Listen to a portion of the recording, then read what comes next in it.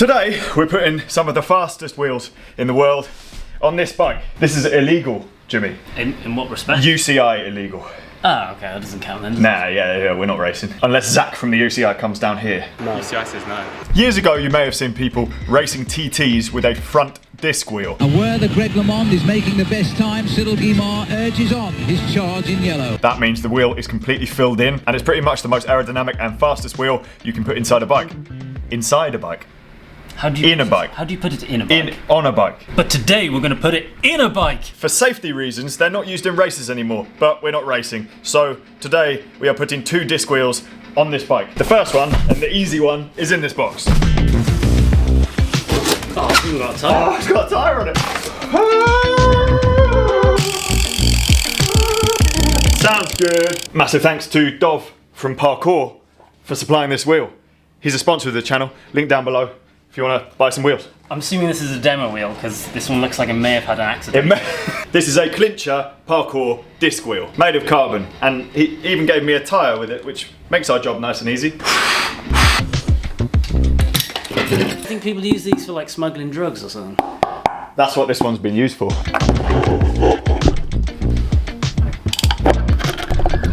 Don't know why this cassette is so big, I just found it in a box.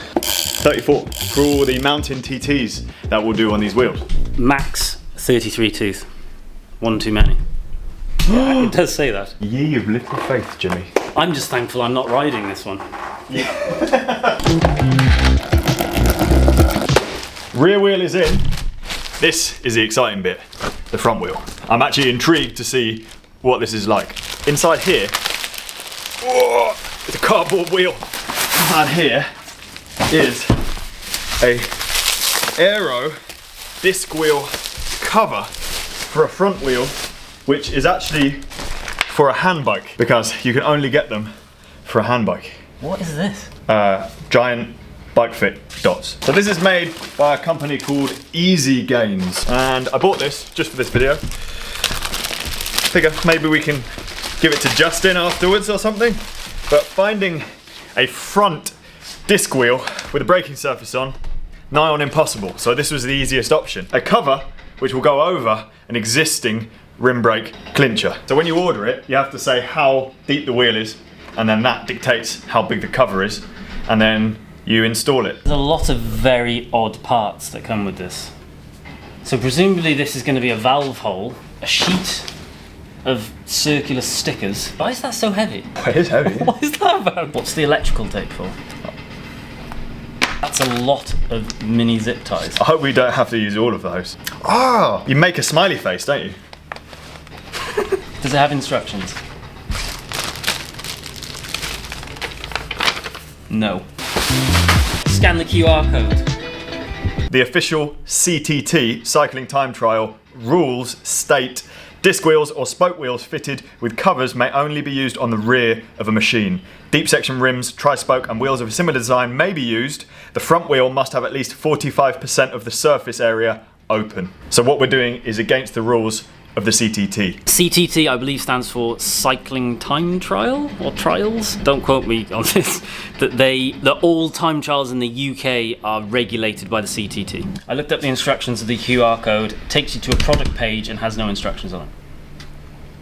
We are going to use the electrical tape to stick one side of the wheel on, which has got lots of little holes in. We're then going to feed the little tiny zip ties through the holes and attach it to the spokes. That side will then be solid and fixed. Put the other side on, use the little screws to fix the top bits together so it's fixed as one disc thing all on, really solid. Then use the chins to fill in all the gaps around the edge, and we have an aero disc wheel for the front of your bike. God, how straight does it need to be? It's just a YouTube video, Jimmy. I'm not allowed to use it in CTT events, so I get it, whatever. I must apologise for the loud noises outside. There's a guy with a drill staring at us, just drilling every time we speak. Do you think it's a good idea doing this with carbon spokes?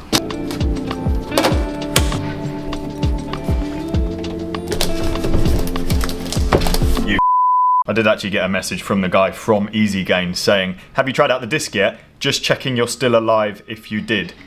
Laughing face, laughing face. It's more aero than not having that though, presumably. Yeah. Because if you didn't If have it was that, a it's just hole, little the lumps. air's going to go inside, isn't Oh, it? that as well, yeah. Easy gains. Now there's not much space in between the braking surface and the disc wheel cover. So they give you this tape to seal that edge, but we've got to be very careful that we don't touch the braking surface, because then if you start braking, it will rip up all the tape and you'll just be a big mess.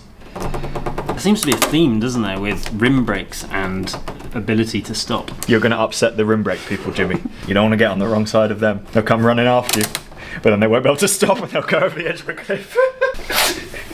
A lot of the guys in my cycling club, Kingston Wheelers, shout out to Kingston Wheelers, a lot of those guys did TTs, and a lot of people used to use disc covers instead of full disc wheels. One, because of cost. It's really expensive buying a dedicated disc wheel which you're only going to use on race day, and apparently a lot of the covers test extremely fast anyway. So more often than not, it makes sense for consumers to use something like this, which costs, I think this cost me £160, £170. Definitely not much compared to £1,000 for a disc wheel. That's the thing, isn't it? 160 quid is a lot of money, but if you were, like you said, if you were going to buy one of those, then I think that's what? How much are they? 800 quid, 900 quid, 1,000? Yeah, I think generally a disc wheel was always around £1,000. You know, like if you've got this cover, how much are you going to be faffing about with it? Like, you're not really going to want to take it on and off all the time, are you? No. But even then, it's still cheaper than, like, you could put this on a shallow alloy rim if you wanted. And the weight doesn't really matter. No, definitely not for this.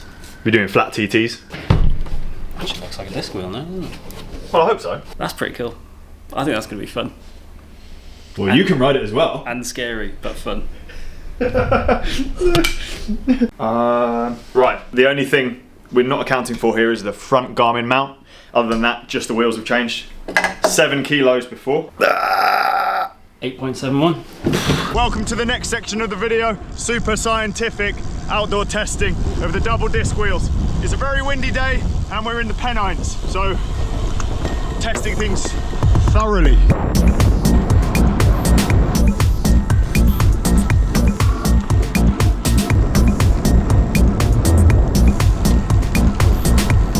Oh, it climbed so well.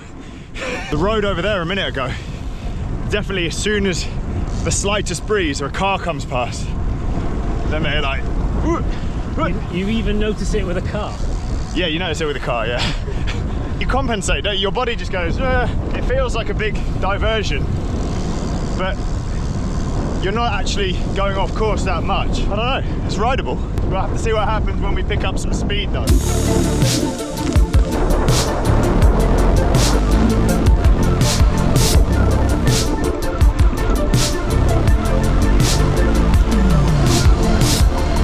Catching up the car.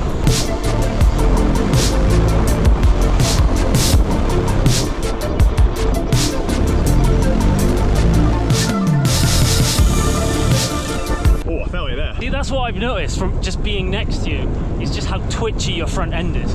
I guess you'll notice, but like, you're like, just, you know, you just naturally combat It's it, way don't less you? windy than I think it is. I think we have a headwind, if anything, which might be why you're fighting like this rather than... Fishtailing, oh yeah, it's weird. I'm constantly doing this.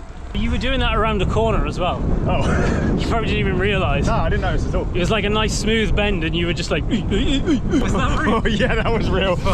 Really. There was a slight sketch moment there. Now, unfortunately, we don't have the means to test properly how much faster these wheels are versus a shallow set. Numerous tests have shown that a rear disc wheel can gain 30 seconds over a deep section wheel over 40 kilometers. If you would like to see that in a future video, then let me know, because it can be arranged. That just takes a bit of setup, because you either need to be able to test outdoors with some sort of Aerolab testing stuff, or take it to a wind tunnel. If anyone wants to invite us to their wind tunnel for free, let us know.